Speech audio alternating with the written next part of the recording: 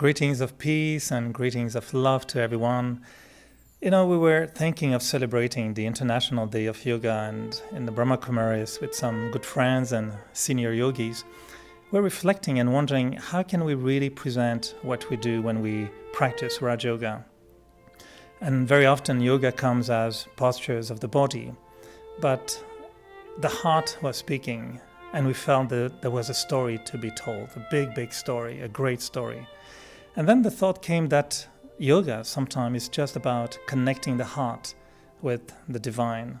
And I know we all have sometimes fluctuating relationships with God. You know, it works, it doesn't work. But yoga, in the real sense of the true depth of meaning of the word yoga, is about loving the self, loving God, and loving the world.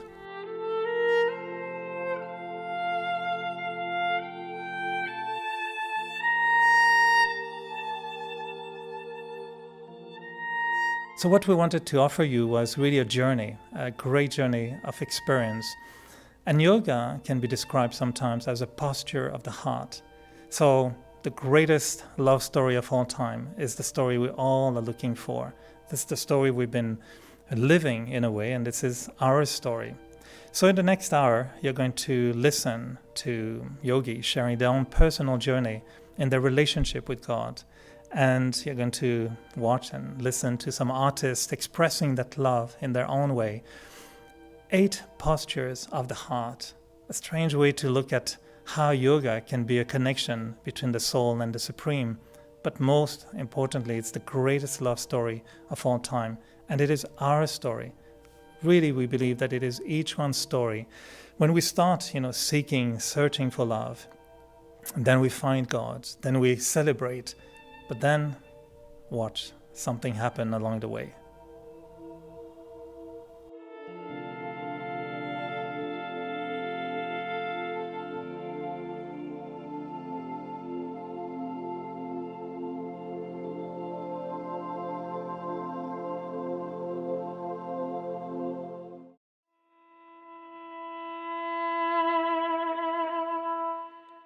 In my experience, life is such an extraordinary journey. From my earliest memories, I seem to be seeking.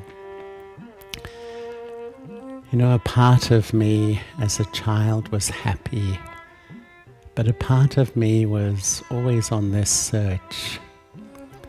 It was like I was yearning for something which I wasn't quite sure what it was. Maybe I could even describe it like a deep grief in the soul that something was missing. And in my teens, I embraced religion. But I found I couldn't really connect with a God that was authoritarian, judgmental, and punishing. And so I let go religion, but I didn't let go the yearning or the grief for something that was missing in my life. And at the age of 20, I traveled the world. I went from Australia through Southeast Asia to India, to the Middle East, to Africa, to Europe, and settled in London. And on this journey, without a conscious decision, I spent time with Sikhs in the Gurudwara. The Sikhs have a wonderful practice of taking in travellers. I spent time in a Buddhist monastery. I'd go begging for food with the monks. I lived with Muslims during Ramadan. In India, I bathed in the Ganges. I lived with a yogi in the Himalayas. I went to Dharamsala and spent time in the Dalai Lama's home. The search continued. In Europe, I lived in a Christian monastery for a while and also studied the Jewish religion. The search continued and I settled in London. And this yearning was still there. This sort of feeling of something missing was strongly with me. And one day I was walking the streets of London, absorbed in my own world, absorbed in my own thoughts, thinking about me, who I was, and who I belonged to. And it's like time stopped, and I stepped into an eternal moment, and I felt absolutely, completely loved. It's like love connected to the core of my being and radiated to every part of me. This was a love I hadn't tasted before, and I felt I've come home. This is where I belong.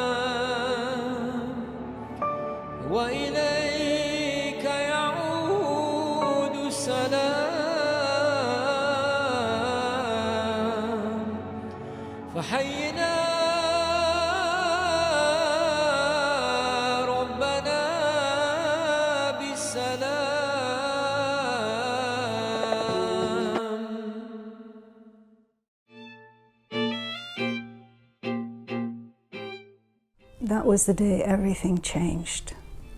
Nothing would ever be the same. I was the only one who knew it because there was nothing to show on the outside. I had simply been sitting in meditation, going through the preliminary steps as I was a relative novice to meditation. And the thought encouraged, I'm a soul, as distinct from the body. And the aim was to connect with that supreme source of energy. And suddenly, without any lead up, a laser beam of light was touching my forehead. My eyes were open.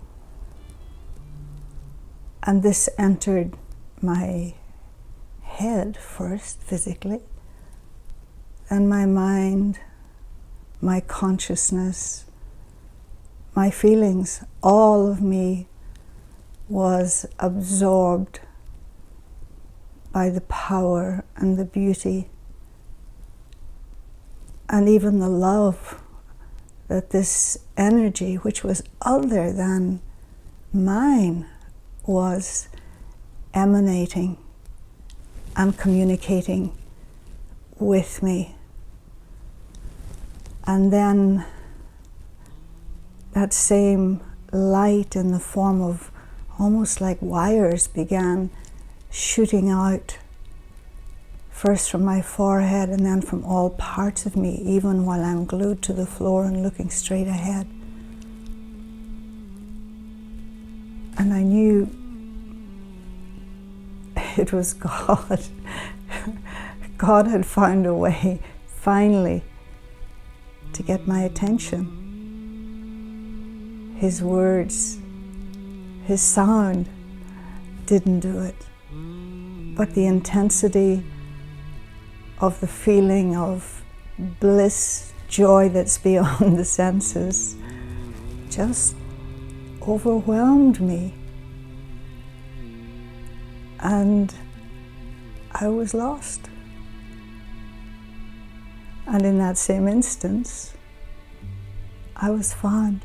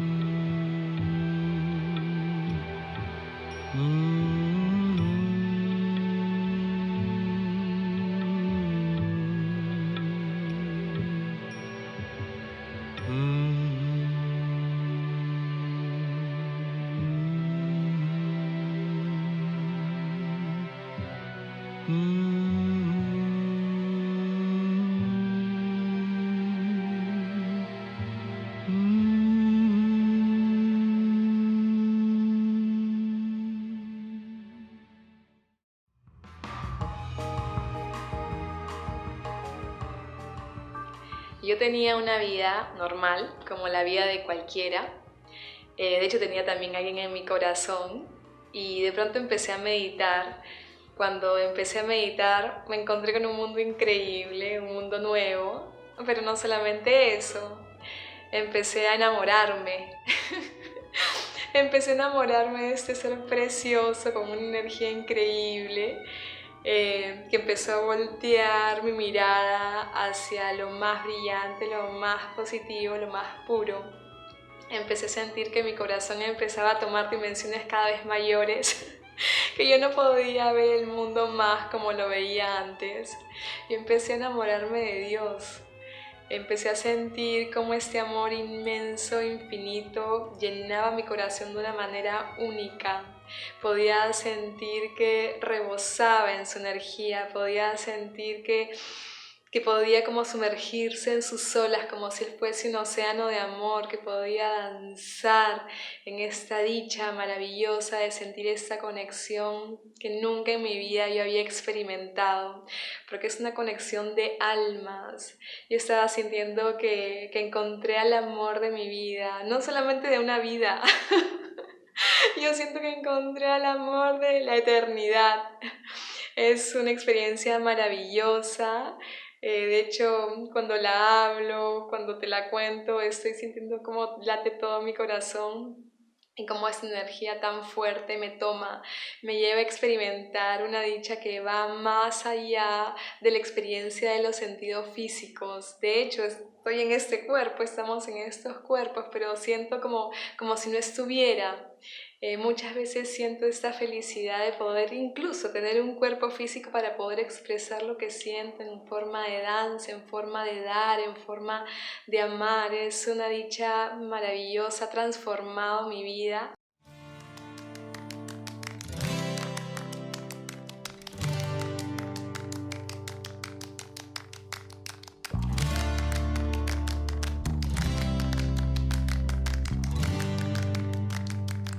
Siento que es un momento único en el que yo estoy pudiendo explorar todo este amor infinito para poder también compartirlo, pero sobre todo mantenerme esta conciencia constantemente limpia, constantemente mirando el mundo desde la mirada de él, pudiendo sentir que está presente para mí, que es mi compañero, que me hace ver la vida desde un lugar completamente nuevo, desde un lugar completamente creativo, desde un lugar puramente silencioso también, desde un lugar lleno de amor. Me siento embelesada, me siento encantada, siento que es un amor mágico que transforma todo mi ser. Me siento feliz.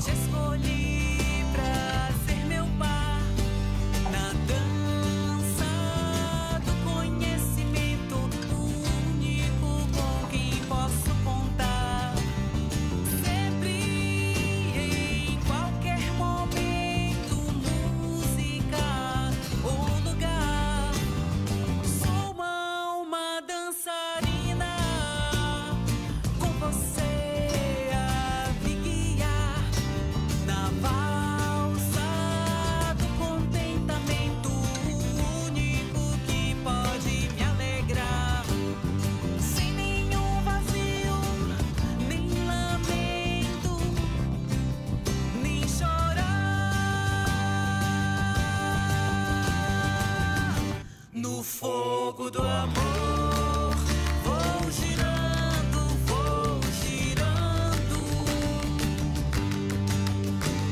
entregue à sua direção, seguindo seus passos, deslizando, deslizando, sem tropeços para a libertação. Sou uma alma cantadora e te escolhi para exaltar na melodia da pureza, o único que puxa o meu olhar e nem dispersa, sequer vacila, nunca me trai. Sou uma alma trovadora, com você a me inspirar na harmonia da beleza, o único que pode me acalmar. Sempre me guia, sempre me eleva, sempre me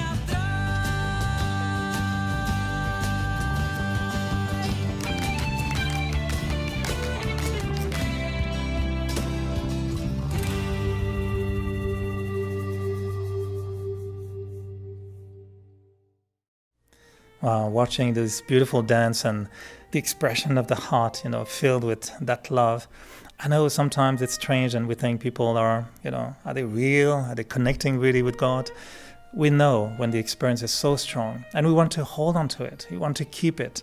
But we know that this is not just love to be experienced as love and just keep dancing all the time. There's some work to be done. Yoga is also about transforming, healing the heart. And this is something that is amazing because when we create that connection and we experience the love of God, the love for God, we know that that love is doing something in the heart. It's a posture of the heart, but it's also a way to transform the heart in such a way that you want to become like the one you love. And this is what relationships is all about, isn't it? That you love someone and you want to just get so close and close to that being that you feel there's an exchange of qualities, an exchange of virtues. So this is the purifying process that takes place in yoga.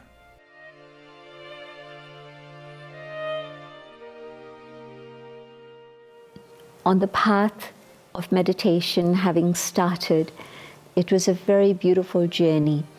It was the experience of new revelations every single day. As I studied the teachings, I was gaining new insights. As I meditated, I was having new experiences. I was beginning to see the different facets of the personality of God. The aspect of love, the aspect of truth, the aspect of joy, different experiences. And so meditation was never dull. It wasn't a task. It was a joy. It was the experience of moving forward in an adventure and knowing that every single day was going to bring something new, something different. And of course, I had the companionship of Daddy Janki.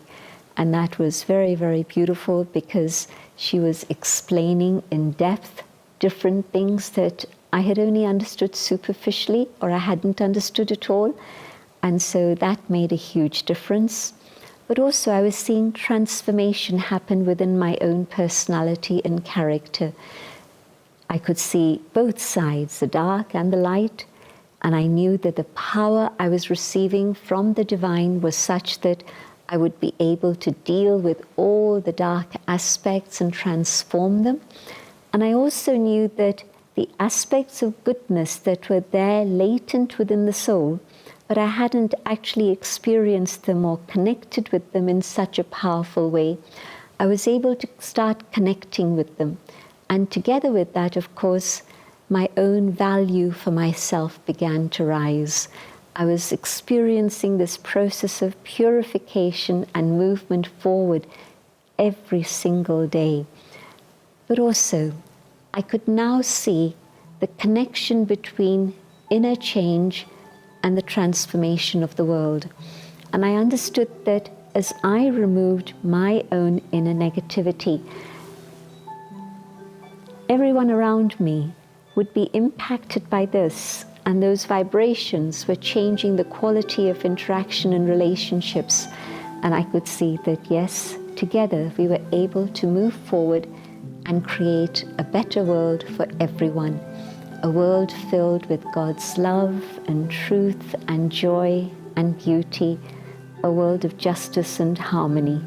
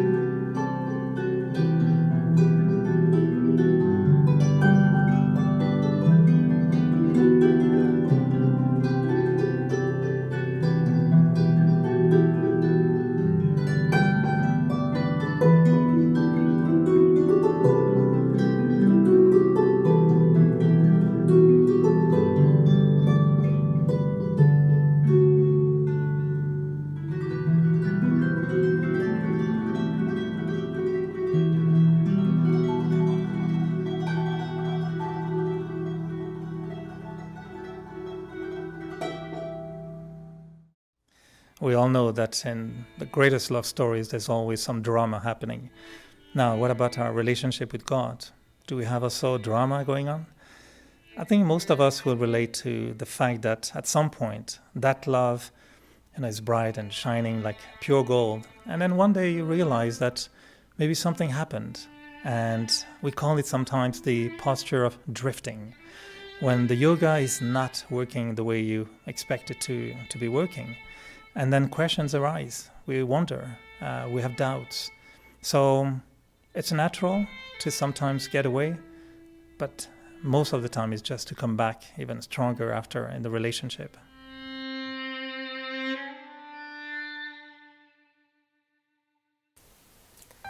And then it finally happened. My greatest nightmare came to life. That early rush of that pure, magnetic, powerful, beautiful love of God came to an end. It started to fade away, and I started to question God's love. Was God's love really like all human love, that inevitably one day it would run out? I started to feel rejected, abandoned, and alone. I started to question myself, and I started to question God. Did I attract all this? Was I the one distancing myself from God? Is it me? Is it Him? Does God not love me anymore? Does God not want me by His side? Was I not good enough? Was I ever not good enough? All these thoughts started to capture my mind, and doubts and fears began to fill my mind. And then suddenly, I find myself attracted back to the material and mundane world. That world that is full of quick fixes, false attractions, easy glory. I could feel that I was losing that connection. The connection with God was becoming weaker and weaker. It was becoming fleeting now. The connection that I felt before, that was immediate, that was straight, that was simple, that was clear, that was powerful, that was exhilarating, was not there anymore. And now it felt like I had to labor to connect. It was like an uphill struggle. It was like going to fetch water at the well, but only being able to draw a few drops. And I was getting tired. The soul was getting tired. But what could the soul do? And yet somewhere deep inside, I knew that God would not let go of me. I just knew it. I could feel it in my gut. I needed Him just as much as He needed me. He was my guiding light in the darkness. He was that support when I needed Him most. He was carrying me through all my troubles. He was wiping my tears. I still had hope. So on occasions I would feel that glimmer of light, just like the light that tries to creep through the dark grey clouds. I could feel God's light. I could see that God was trying to win me over again. And I was really rebuilding that trust. But it was I had to gather my strength, and I had to return. It was I that had turned my back onto God, and I had to return back to Him. But those were uncertain times, and the fears were overwhelming. And in those moments, I would just sit in silence, and I would feel God's presence.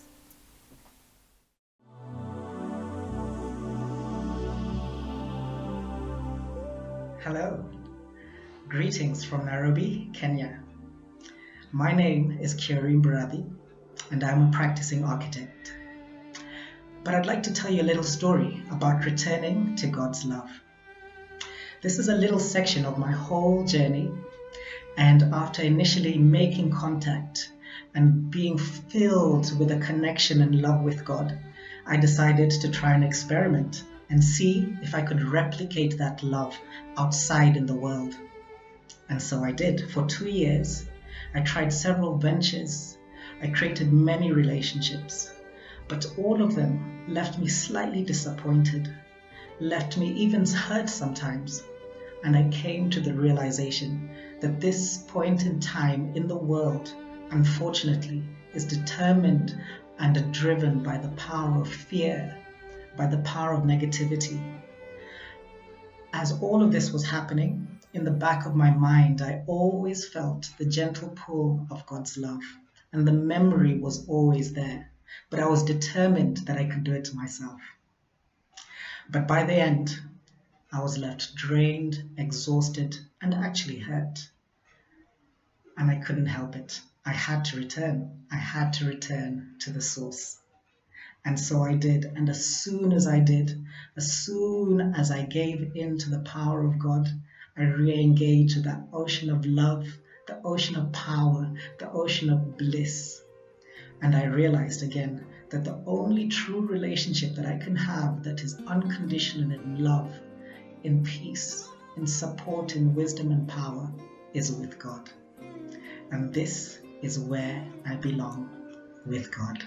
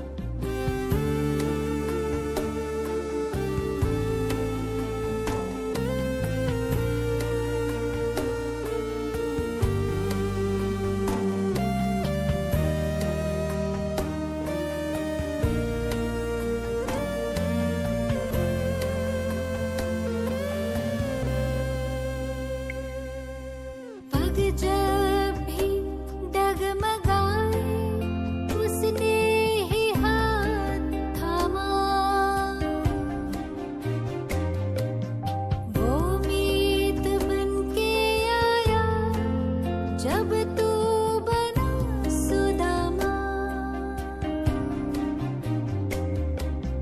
सच्चाई की ताकत से कश्ती उबार ले हो छोटी सी जिंदगी है हंस के गुजार ले दुनिया का बोझ अपने सर से उतार ले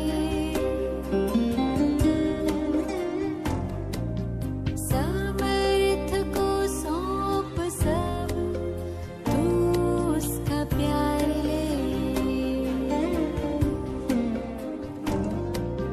प्रभु प्रेम में मन मेरे हर गम बिसार दे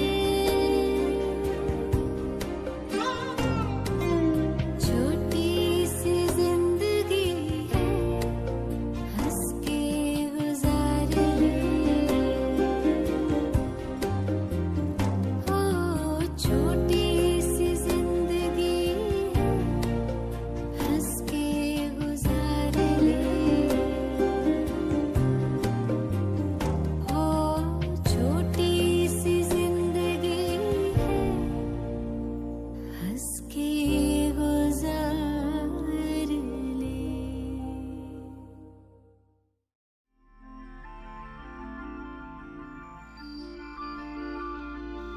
Hello everyone, greetings of peace. Poetry's always been a part of my life, and any beautiful metaphor can play with my heart and mind in a unique way. The expression of love, which is the essence of our relationship with anyone, can be best expressed, at least for me, poetically. The deeper meaning of yoga, of course, is the relationship that I have as a soul with the one who is my beloved, my mother, my father, my teacher, friend, guide. So many relationships are possible. And we've been asked to explore the different postures of the heart in connection with these relationships. I remind myself every day that I'm a spiritual being going through this human experience, not the other way around. And in meditation, I can naturally relate to God, who's similar in form, but not in attribute. Still, it's what I have in common with him that I can use as a bridge for my heart-to-heart conversations. And in this exchange of love, I really feel that I can fly beyond the reaches of the physical world. I feel that the language of God is about love and silence rather than words. Even so, a beautiful image, a beautiful metaphor can bring me closer to a deeper meaning and keep me flying, soaring in the meditation. Early in my meditation experience, I realized that there was nothing to lose and everything to gain by engaging in it. By throwing off the chains that were weighing me down, I started to have the lightness to see who and what I am. And sometimes I feel very inspired not only to put these feelings into poetry, but also into music. So I'll sing a part of a song that I wrote called Sunlit Space. And I wrote it after a particularly exhilarating experience when I realized for the first time that I was in love with God, that he was there for me through thick and thin. I didn't think too much at the time. It was just a deep exchange of loveful feelings. I was bathing in his light. But after coming back, I put these words on paper and then to music. Precious rain could never bring change of heart that you have brought to me.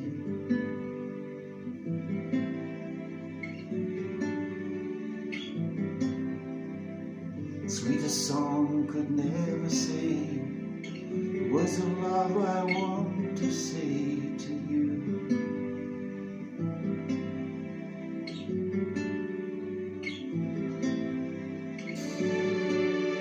I wait upon this sunlit space, my one. Your voice so gently calling.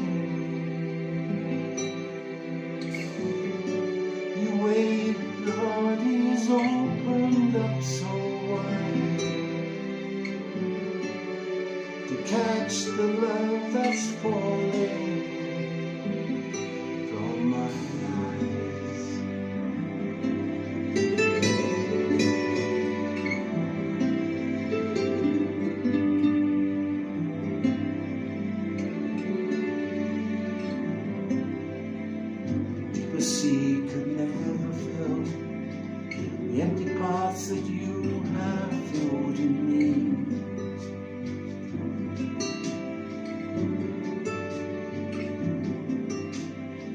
The strongest force could never break the link of love that you have shown to me.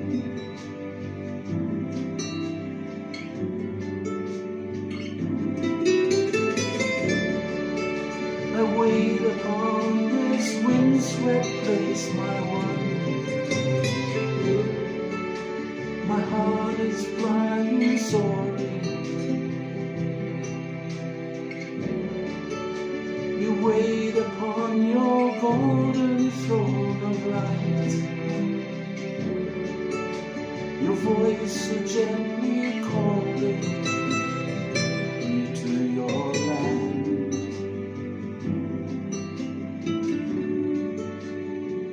Thanks for listening.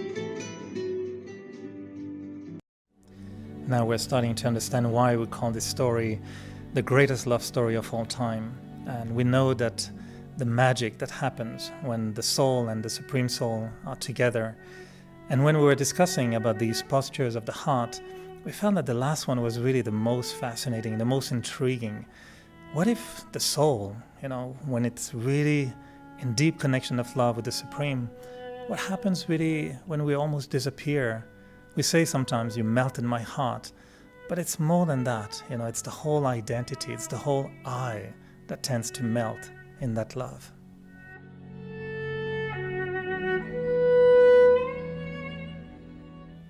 Of all the things I treasure in my life, I think the thing I love most is to meet my lover, the lover of the soul,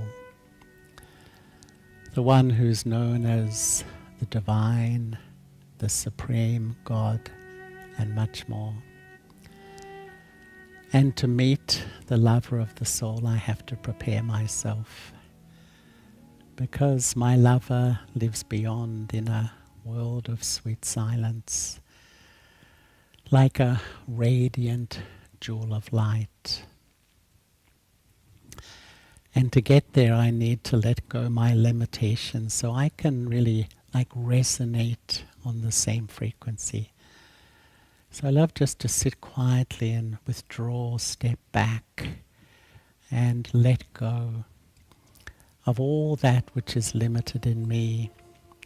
And when I do that, I find I start to sit just so lightly in the center of my forehead, the eternal soul. And then I become present in front of my eternal lover. It's like I enter a silent world, but it's a sweet silence, it's a warm silence.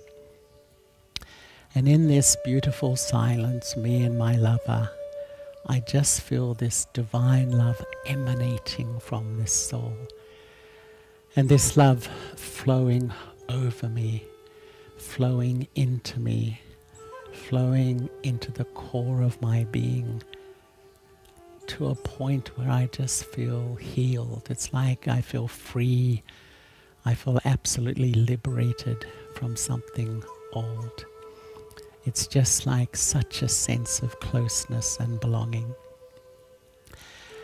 And in this state, I feel so still, like I'm beyond time. It's just resonating, belonging, experiencing. The quality of this love, I feel you can't find anywhere else. The purity of this divine love can only be experienced from God. It's like I disappear into the love of one.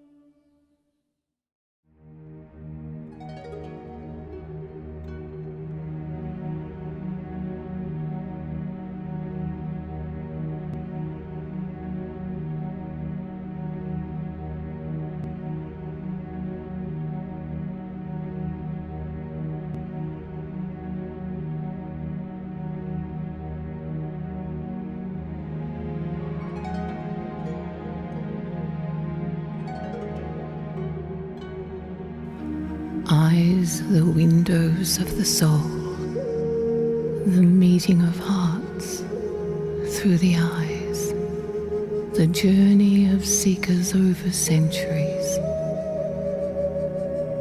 restless in our human identity, weary of the world and the old self, yearning for higher grounds. The journey begins with one step and then another.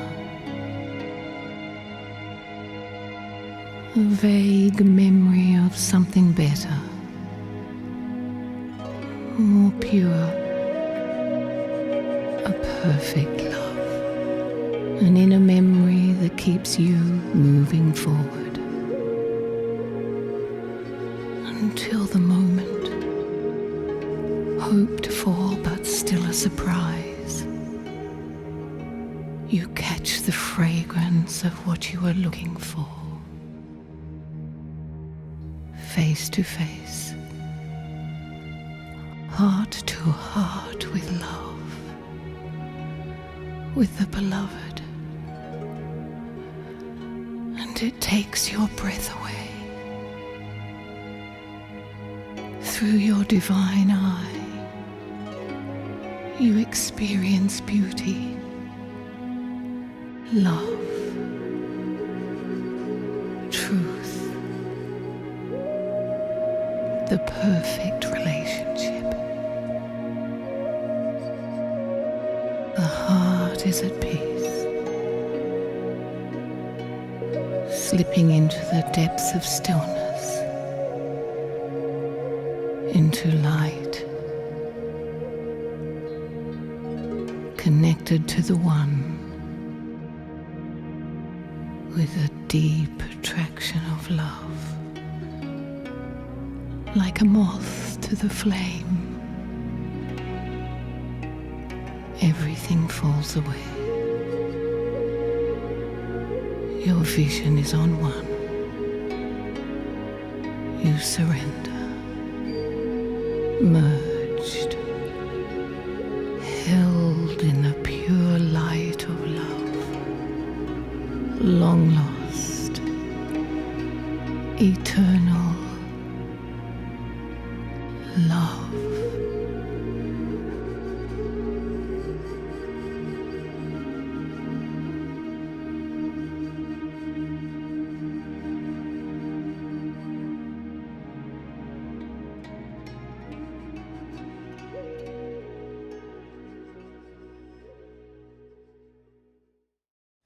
Wow, there's so much beauty in those eyes. And, no wonder when we know that the eyes are the window to the soul, if we fill the soul with that divine love, well, no wonder why there's so much light coming out of the eyes. So we've been listening to really touching stories, very personal, very intimate stories. But what about yours? Is this the greatest story of all time that we're living, the one that we've been seeking? We've been trying to share with you what really burns sometimes in our heart when we practice yoga. And yoga is not just a posture, really. It's also something that we live on a daily basis, every day, in our relationships, in the way we think, in the way we connect to the world. So our wish for you is that those stories become a great inspiration so that you keep writing your own story, because these stories of love, they never end.